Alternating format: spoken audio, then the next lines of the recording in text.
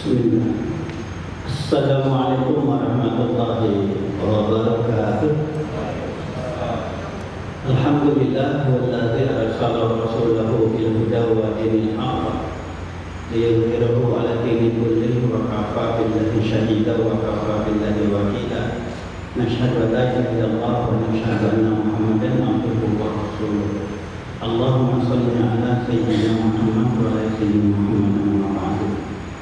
Alhamdulillah jamaah salat subuh di Masjidil Islam kawasan di Muslim Batam Batam. Alhamdulillah kita selesai melaksanakan salat subuh berjamaah di awal dengan silaturahim i'tikaf, dan kita akan menikmati kitab Riyadhus Shalihin dengan berbagai kitab yang akan kita nikmati syarah sebagai syarah atau penjelasannya.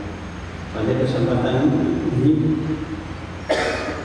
kita akan melanjutkan kajian kita yang berkenaan tentang bahayanya dunia dijadikan sebagai acuan utama, sebagai tujuan pokok hidupnya.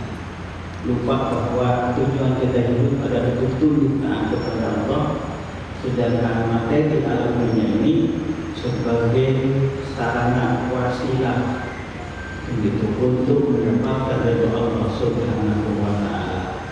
Dan kedua juga nanti akan menjelaskan bahwa haul telaga Kautsar itu diperuntukkan untuk Rasulullah, dan Rasulullah akan memberikan kepada umat-umatnya yang dikasihinya sehingga kita akan masuk di dalam amin ya Allah Rabbal alamin. Bismillahirrahmanirrahim. Wa bin Amir dari Wahid Amir radhiyallahu anhu, semoga Allah berkenan. Anna Rasulullah sallallahu alaihi wasallam kharaja ila faqlahu, keluar dari rumah beliau untuk mendatangi kuburan para syuhada Uhud. Jadi ini hadis ini menjelaskan bahwa disyariatkannya untuk ziarah kubur, baik untuk laki-laki dan perempuan, tetapi perempuan dengan syarat tidak menimbulkan fitnah, tidak menimbulkan masalah di kemudian hari. Misalkan perempuan sendiri kan, terutama gadis ataupun janda ziarah kubur, ternyata mantan yang diinginkan yang sobat orang laki-laki misalkan pacarnya atau calonnya datang ke sana, berdua-dua itu timbul fitnah. Apalagi kalau misalkan seorang istri ziarah kubur sendiri, ada mantannya dulu, pada saat sebagai istri datang ke sana, sama-sama ziarah kubur dengan alasan, dengan berbagai alasan tentunya, itu akan menimbulkan fitnah. Karena hadis ini menjelaskan bahwa ziarah kubur itu masyru' disyariatkan. Sedangkan ada satu hadis yang menjadi patokan pertama, seperti sabda Rasul, "Kuntu nahikum an ziaratil kubur." Dulu aku melarang kamu untuk ziarah kubur. Fazuruha, maka ziarahlah sekarang. Al-amru ba'da nabi yufi'il ibadah. Perintah setelah larangan menunjukkan akan kebolehannya. Kenapa? Dulu khawatir akan syirik.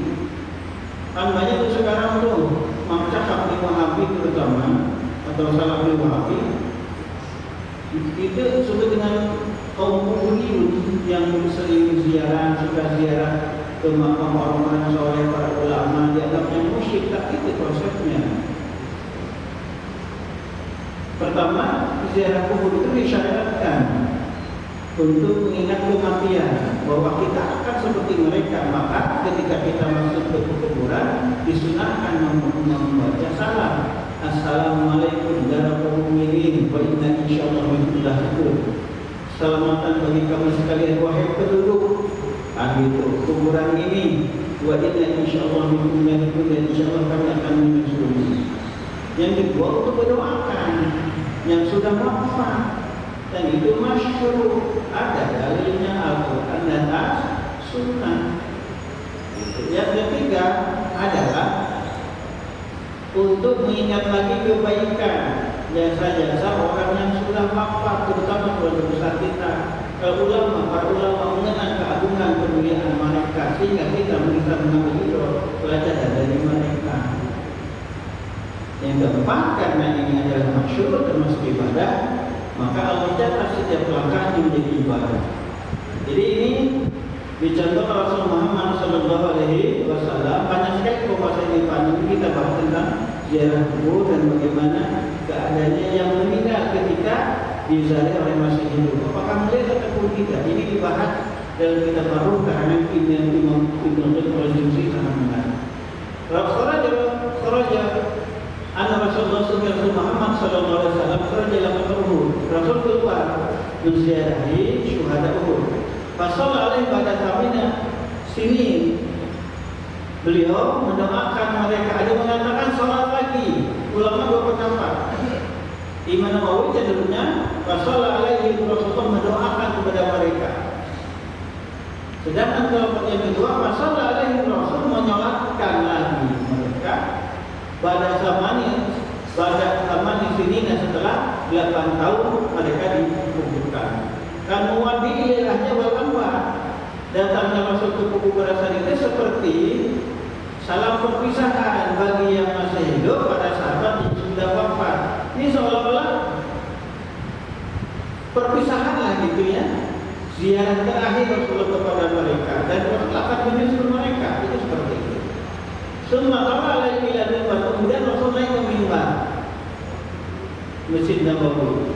Ini baina aidikum faratun. Ini baina aidikum faratun. Sesungguhnya aku akan menyuruh kamu semuanya. Wa ana syahidun alaikum, aku akan menjadi saksi atas kamu semuanya. Wa inna mu'idakum al-haud. Sesungguhnya tempat pertemuan kamu adalah al-haud, Telaga Kausar. Semoga keluarga besar kita khususnya Ahlussunnah wal Jamaah Allah karuniakan seperti dalam semua Telaga Kausar ini. Amin. Wa ini lamul illa ilahi min maqami hadza. Aku sungguh melihat Telaga Kausar ini di tempat aku berdiri. Ini adalah mukjizat Rasulullah. Mengetahui yang gaib, mengetahui sesuatu yang kita tidak mengetahuinya. Rasul bisa melihat meskipun pandangan mata ke depan, bisa melihat ke belakang. Seperti misalkan kita melihat lurus ke depan, di belakangnya Rasul bisa melihat. Ini dia keutamaan Rasulullah. Ada seseorang yang bisa mengartikan kan, karena seringnya sahabat berjamaah di masjid dan menempati tempat di surga biasa, dengan Rasulullah bisa mengetahui meskipun kan mereka tidak dilihat.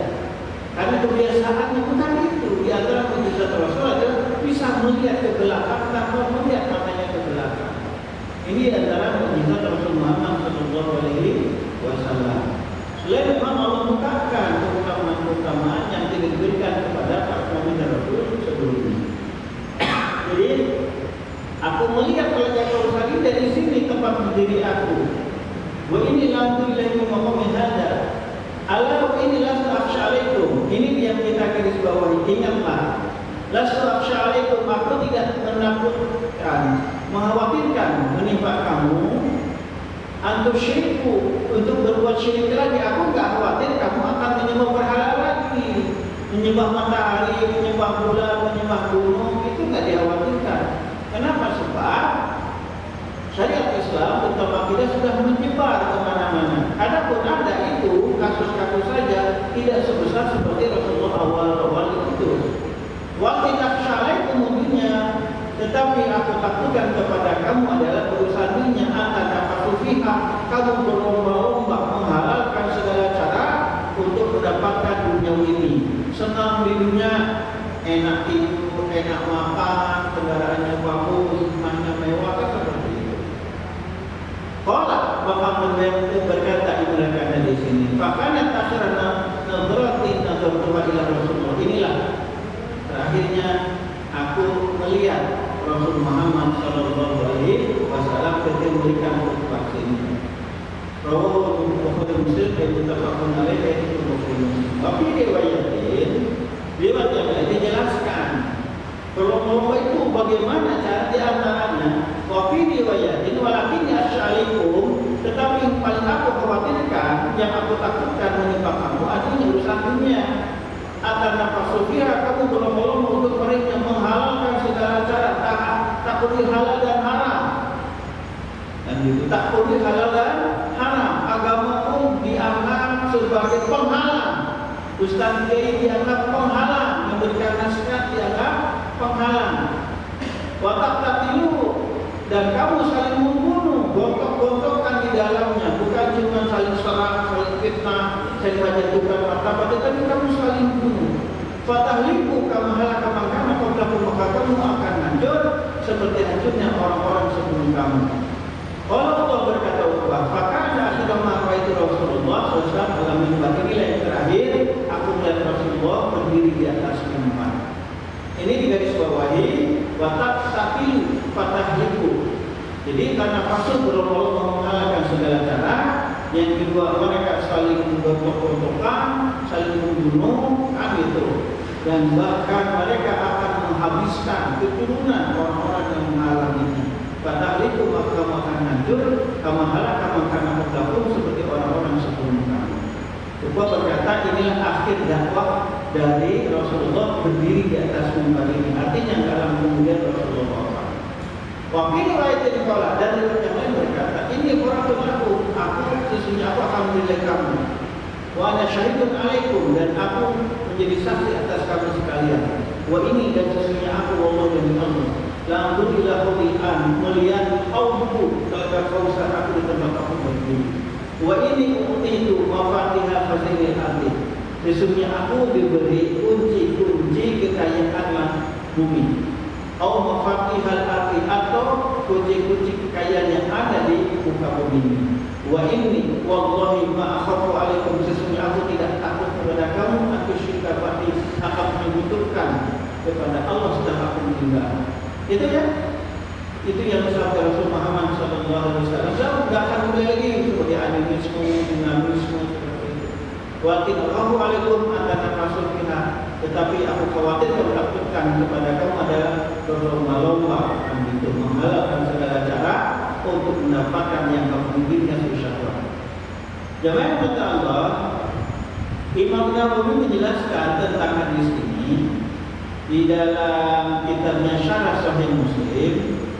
Beliau berkata, makna hadis ini, sesungguhnya makna dari hadis ini adalah annahu akhbaru an asara ma yaqafu al-ummati wa al-intima fi dunya. Yang dikabarkan jelas kata Rasul Muhammad SAW, yang paling takutkan menimpa umat Rasulullah setelah beliau wafat ada al-intima, itu tenggelam urusan duniawi, lupa daratan, kan gitu. Dan memang jangan kata Allah, banyak yang salah tentang politik. Saya bahas sendiri tentang politik. Umat Islam jangan berpolitik, ulama jangan berpolitik.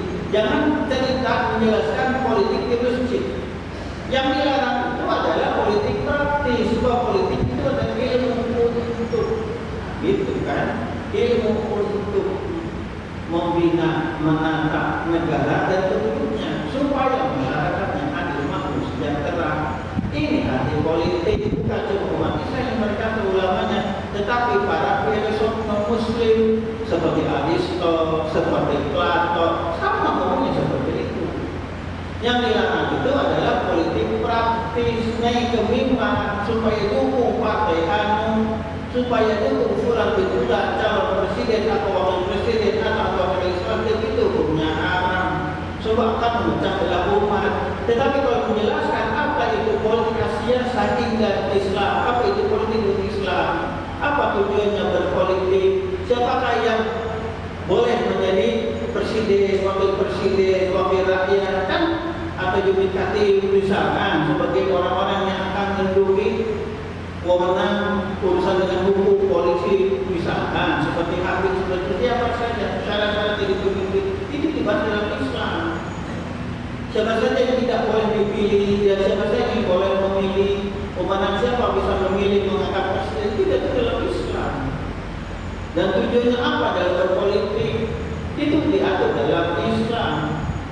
Nah, kalau misalkan umat Islam menjadi politik seperti yang terjadi sekarang negara kita ini, ulama menjadi misalkan, kalaupun masuk hanya sebagai politik praktis, bukan untuk menegakkan agama Allah, bukan untuk menegakkan masyarakat Islam, maka umat Islam akan dibilasnya.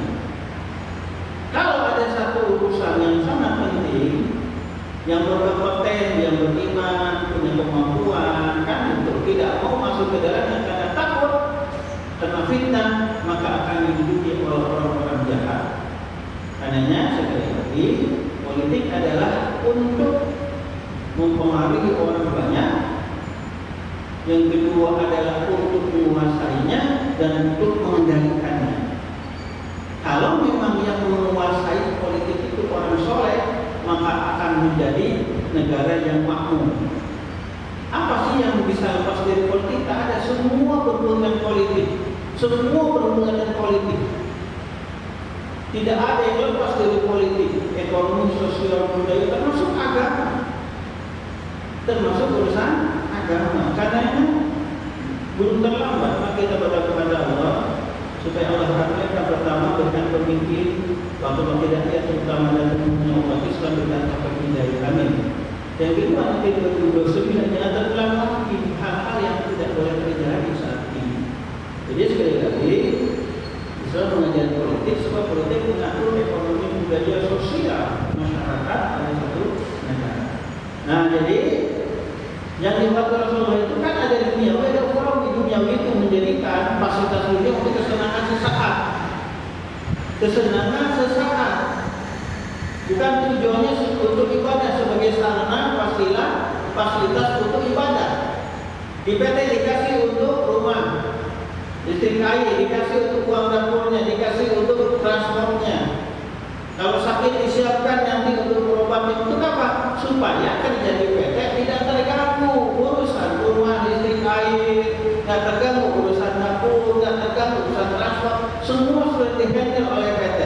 Begitu pun manusia sudah Allah berikan fasilitas ada di muka bumi ini supaya tunduk taat hanya kepada Allah Subhanahu wa Ta'ala. Ini fasilitas dan fasilitas itu akan diberi pertanggungjawaban oleh yang memberikan fasilitas. Allah akan minta pertanggungjawaban kepada manusia dan jin yang telah menerima fasilitas itu.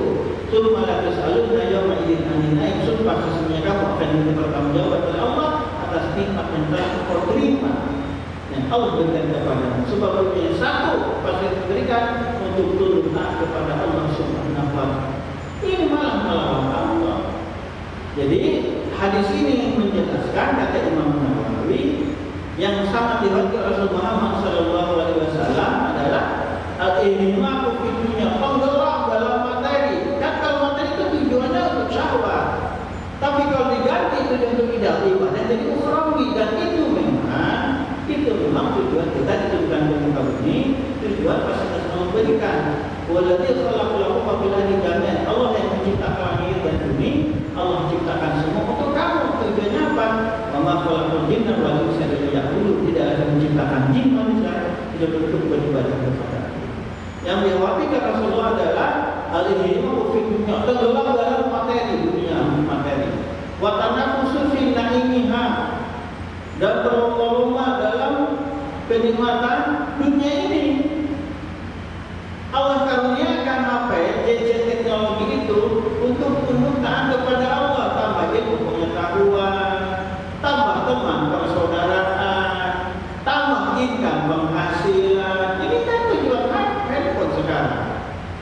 Hiburan boleh sekali-kali karena capek kan, itu pun yang saat ini juga. Hiburan tiap saat, hiburan tiap saat, dan tugas-tugas lagi gila. Sebab orang yang perlu obat penenang adalah itu. Orang yang stres, kalau lebih stres lagi gila, maka obat penenangnya mulai supaya nggak kamu. Jadi selanjutnya watanafsu fi naimiha. Yang Rasul itu berlomba-lomba dalam mendapatkan kenikmatan duniawi. Fa'id dari ila tafakkuri. Nah, masalah ini yang tadi akan menyebabkan tafakkuri, akan menyebabkan permusuhan, wa tafakkuri kebencian, wa tasudi saling hasud benci, wa fasadi dan terbaik akan terjadi rusaknya hubungan sesama manusia. Ini yang dikhawatirkan Rasulullah Muhammad SAW yang dijelaskan hadisnya oleh Imam Nawawi rahimahullah dalam syarah Sahih Muslim. Jadi inti ajaran Imam Nawawi adalah dunia dunia ini, kita menikmati kerja itu bukan haram. Yang haram itu tujuan niatnya yang salah. Sahabat Rasulullah SAW, inamal amal ini sesungguhnya hanya satu kerja itu tergantung niat. Di garis bawahi hadis selanjutnya, wa innamal likulli imrin ma nawa. Semua orang akan mendapatkan apa yang diniatkannya. Kalau niatnya bagus, hasilnya bagus. Tapi kalau niatnya jelek, dari awal niatnya jelek. Jadi misalkan kita berumah tangga, tujuannya hanya untuk punya anak saja, menyukai syahwat saja, ingin mendapatkan suami atau istri yang cantik atau yang ganteng, kan gitu. Sebatas itu saja, duniawi saja. Kalau meninggal sudah khatimah, kan yang berumah tangga bukan untuk ibadah. Kalau yang ibadah dari awal belajar etika, bagaimana cara berteman dengan Islam, apa hak kewajiban sebagai suami dan istri, apa hak kewajiban sebagai anak, apa hak kewajiban sebagai tetangga, dan itu diatur oleh Islam dan dipelajari. Nah, kalau tujuannya hanya rumah tangga, hanya syahwat saja, duniawi saja, maka orang tersebut akan jauh dari Islam, bahkan akan memusuhi Islam ketika dia mengaku tentang rumah tangga menurut Islam. Itu karena dalam Islam rumah tangga itu bukan hanya menunjukkan syahwat, punya beranak pinak, punya anak yang hebat dalam sesuatu, itu bukan itu. Memberikan manfaat kepada orang lain atas tuntunan dari Rasulullah Muhammad SAW. Kalau tujuannya ibadah itu ukhrawi, tapi kalau tujuan bukan ibadah, namanya dunia ini yang kita bahas saat ini, dan ini menjadi fitnah besar. Kompetisi dunia yang tidak dibatasi, iman akan merusak ukhuwah persaudaraan, menghalalkan segala cara, menghina, melecehkan, meledek, menjatuhkan. Yang kedua, menghilangkan keikhlasan dalam beribadah. Bagaimana terbukti suap datang, kan yang merusak negara kita kan KKN, korupsi, nepotisme. Yang terakhir adalah melemahkan agama. Kalau orang sudah menjadikan dunia sebagai tujuan pokok, maka Islam hanya sebagai alat petunjuk saja. Di menutup pertemuan ini, Darul Ifta Mesir memberikan satu penjelasan kumpulan ulama di negara Mesir. Atanafusul al-madhum, sesungguhnya kompetisi yang tercela berlomba-lomba untuk mendapatkan dunia itu adalah kompetisi dalam harta dunia semata, bukan tujuannya untuk ibadah kepada Allah Subhanahu wa taala. Haitsu yuqaddamu al-qiyam diniyah, meninggalkan nilai-nilai agama. Wa yu'addi ila dzulmin, itu akan menyebabkan kezaliman, korupsi di mana. Ya Allah ya Rabbana, ini kasus korupsi ini sekarang nggak diteruskan. Korupsi oplosan Pertamina yang lebihnya ribuan triliun, korupsi ini nggak selesai, bukan nggak selesai, nggak diselesaikan dan dipikiran. Ini yang menyebabkan negara kita dalam keadaan seperti sekarang. Harusnya memang negara kita makmur, sekolah gratis, berobat gratis, nggak ada pengangguran, kan begitu. Sekali lagi yang dikhawatirkan adalah sekarang adalah pengangguran intelektual. Para sarjana beres-beres kuliah bingung mau kerja di mana. Mereka pakai baju putih dan hitam, baju putih celana hitam, antri sampai berjam-jam. Hanya untuk apa? Hanya untuk jadi operator. Para operator minimal untuk SMA. Ini enggak, saya selalu S2 antri. Bahkan di Jakarta ada cleaning service sarjana, tukang kursi gorong-gorong sarjana. Tukang kursi saking susahnya kerja di Indonesia karena sistem yang salah, karena Islam ditinggalkan. Jadi wajuan ila zulmi wa qati'atir rahim. Yang paling membahayakan lagi adalah wa qati'atir rahim, memutuskan tali silaturahim. Laisa al-maqsud al-mutlaq as-sa'yu, bukan yang dimaksud itu harus berusaha. Sebab Islam mewajibkan mengeluarkan zakat, menunjukkan untuk bersedekah dan wakaf, dan itu dari materi usaha. Baina saya masyru' ma'mur bi syar'an, sesungguhnya bekerja keras sesuai aturan Allah atau Rasulullah, aturan negara, al-ma'mur bi syar'an, itu diperintahkan oleh syariat Islam. Jadi inilah betapa hebatnya sabda dari Rasul Muhammad sallallahu alaihi wasallam. Itu sudah memprediksi apa yang akan terjadi pada umat Islam setelah Rasulullah Muhammad sallallahu alaihi wasallam.